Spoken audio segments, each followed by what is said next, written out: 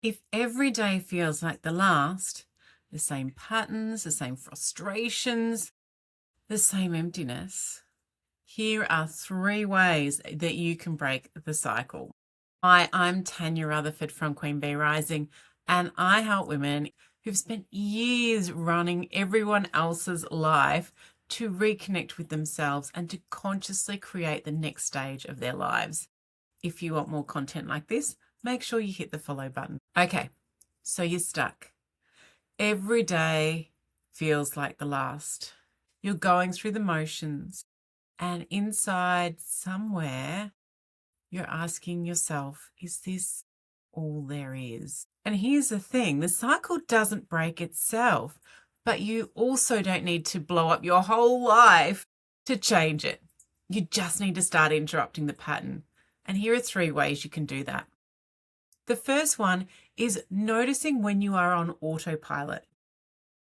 The cycle continues because you're moving through life without pausing long enough to realize that you're actually in it.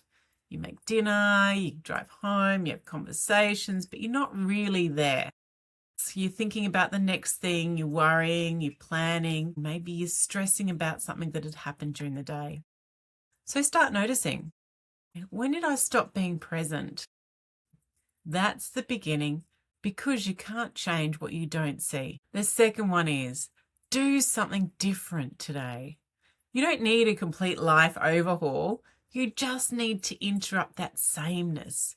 So take a different route home, perhaps. Eat lunch sitting down somewhere different. Maybe go for a walk. Say no to one thing that you'd normally say yes to. Put your phone in a different room for an hour.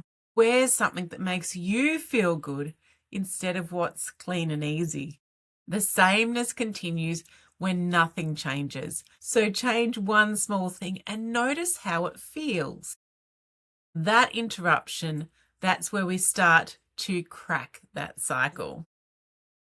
Maybe you should send this to someone who's been stuck in the same routine for a long time. The third one is ask yourself, what would make today feel different?